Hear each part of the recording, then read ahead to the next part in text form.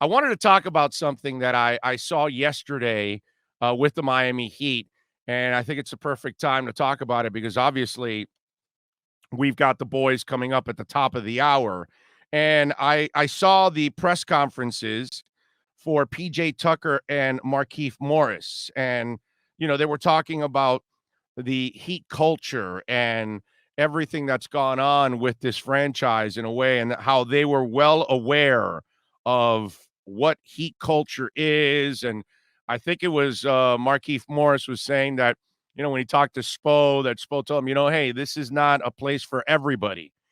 And he was, well aware of the history of the Miami Heat and that culture that's in place.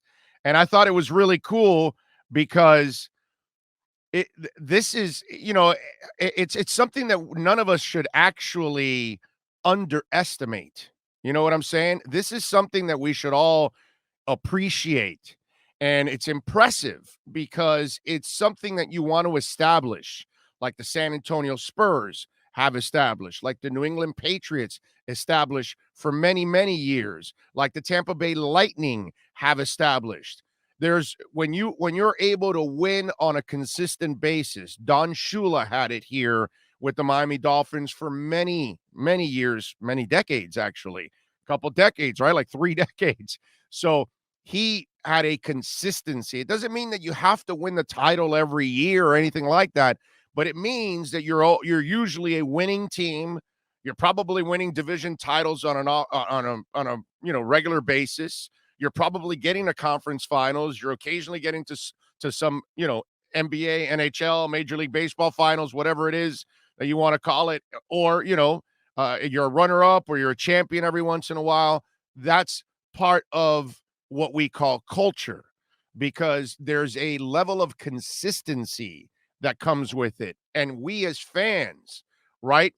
We expect the Seattle Seahawks and Russell Wilson to be good, right? Because that's the culture that's been set in place since Russell Wilson took over for the Seahawks.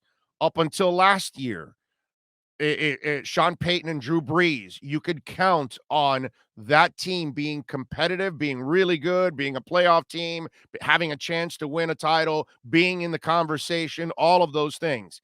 And the Miami Heat have enjoyed that since Pat Riley got here. Since Pat Riley got here, basketball began to matter. Since Pat Riley has been here, basketball now matters. Since Pat Riley has been here, basketball is right up on the heels of football in this town, which is, that's saying a lot. And that's part of the culture.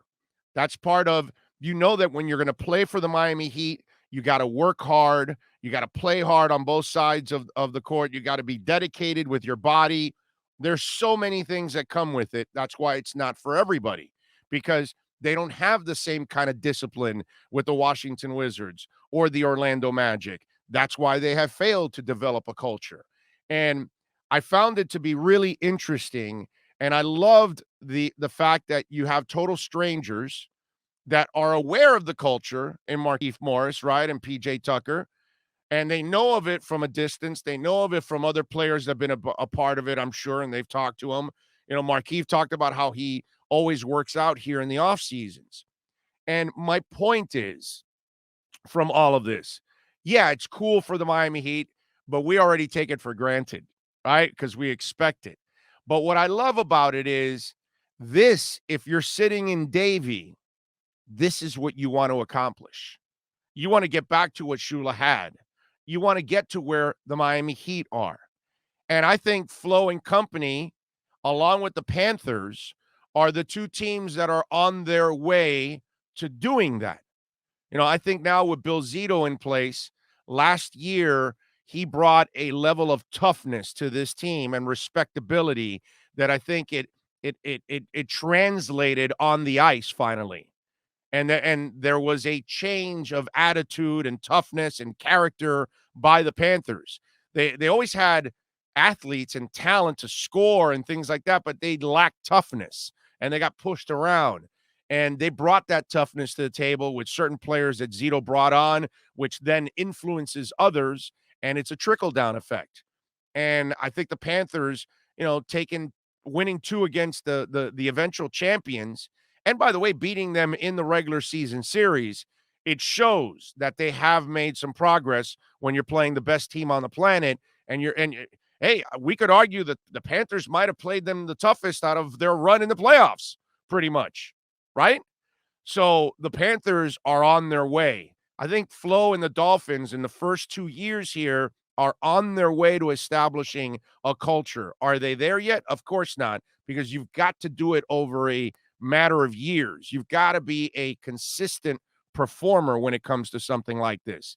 But I love the fact that you see what happens with Markieff Morris and PJ Tucker, and every other player around the league knows about the Heat culture, knows that if you go play for San Antonio and Pops, there's a discipline you got to expect to live up to a standard. And if you don't, Pops is going to let you know about it, right?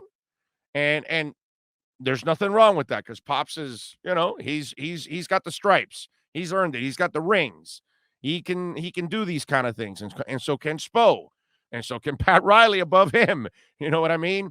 And this is the part that if you're Inter Miami and you're the Marlins, you want players like PJ Tucker and Markieff Morris, when they're added to your team, that they're talking about that culture that's in place.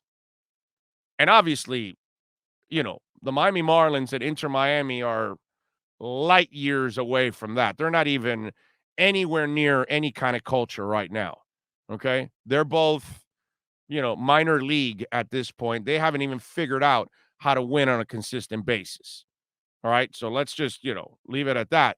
But the Panthers and the Dolphins are the ones that are the next level teams that are developing that. And if you're the other teams in town, that's what you want right there. Because that's what, and when I look at this Heat team, yeah, I'm worried about the ages. I'm worried about down the line. But I will tell you this. I'm looking forward to this season, because the same way or this upcoming season, the same way they caught lightning in a bottle 2 years ago in the bubble, this is a team that could actually catch lightning in a bottle. Now, do I think long term this is a team that but I understand the Heat really had no choice. They weren't going to get any young superstars. There was no Bradley Beal to be acquired. That wasn't going to happen. They don't have the resources to acquire Bradley Beal anyway, and there's 10 other teams that can offer way better packages for Bradley Beal. So they had no shot at any real young superstar to really restart this franchise. So this is a shot in the dark, and you're hoping that you can catch lightning in a bottle. And in a way, hey, the Nets are injury prone as hell. Durant's injury prone. Kyrie Irving's injury prone. And, James Harden goes to too many strip clubs. So, anything can happen with that bunch. Yes, those three guys can outscore you if they're healthy and on the court and all that good stuff. But I don't know about the toughness factor of that team compared to Miami. It's one thing I know, that they put together a tough-ass squad. And if these old guys can get to the playoffs, like I told Ira yesterday, look out, man. Look out. Because they can play the kind of defense. I don't think they'll be able to play the kind of defense we're expecting 2, 3 years, 4 years from now as they get older. That might be but this year, where they're at their youngest that they're going to be in this group, you never know, man. You just never know. And like I told Ira yesterday, as much as I'm concerned about the ages and the salaries and all the risk that the Heat took in all of this, you can't deny the fact that this is going to be a mentally tough team, a physically tough team. Markieff Morris and PJ Tucker were talking about how, they know the roster now, and they look at it and they go, well, we got a lot of like-minded guys that want to play defense, that want to play hard on that side of the court. And when you have that kind of attitude already, that means you have a lot of guys that have the same kind of character. See, the last couple of years, Miami is developing players and trying to develop their toughness and trying to help them become defensive players. And trying to make Tyler Hero or Duncan Robinson a defensive player or Kendrick Nunn, man, that's a mission because they all suck at defense. I mean, they suck at defense. We love that Duncan can shoot the hell out of the ball, but man, he can't play a lick of defense. He can't even get in your way. All right. And Tyler's even worse. I think Tyler's lazy on defense. Put it that way. I think Tyler shows me no edge on defense. While he has his little scowl and all that stuff for shooting and he's aggressive, no cojones on defense. But now they got lots of cojones. They added a whole bunch of cojones. And that's where this whole thing changes. You know what I mean? And I especially enjoyed those press conferences yesterday because it shows the work of Pat Riley and Eric Spoelstra and company and what they've done for 25 years here and what they've established, and it's been impactful. You know what I mean? And that's why you can get these guys to come here and say, you know what, I'll give it a chance, man. I'll run with Lowry and I'll run with Butler. Those guys are tough guys, man. And you know what? That's what I am. And I'm PJ Tucker and I can help out. And I saw what those guys can do. I can make a difference. And here's Markieff Morris.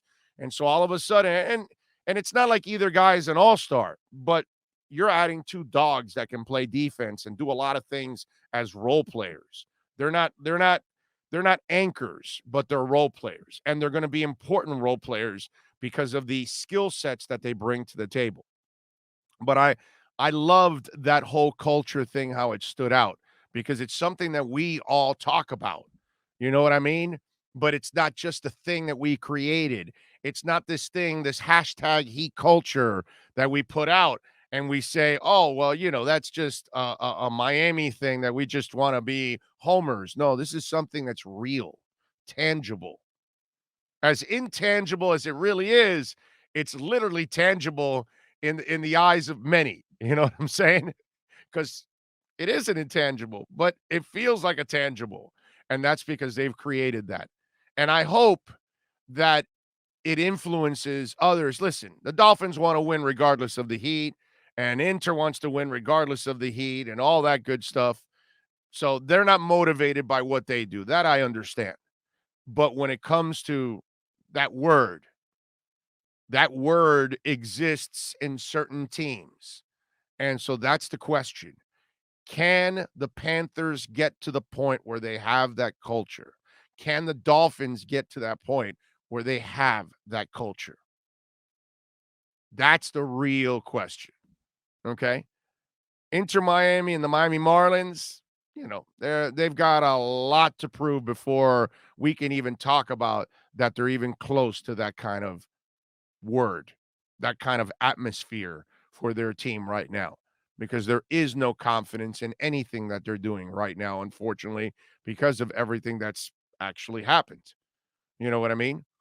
But I wanted to talk about that today because I thought that was something impactful that I saw from those press conferences yesterday with Markieff Morris and PJ Tucker. And in the end, I was like, man, you know, this heat season could be interesting if the old men can stay healthy. You know, they it might be a scary bunch that actually gets after them.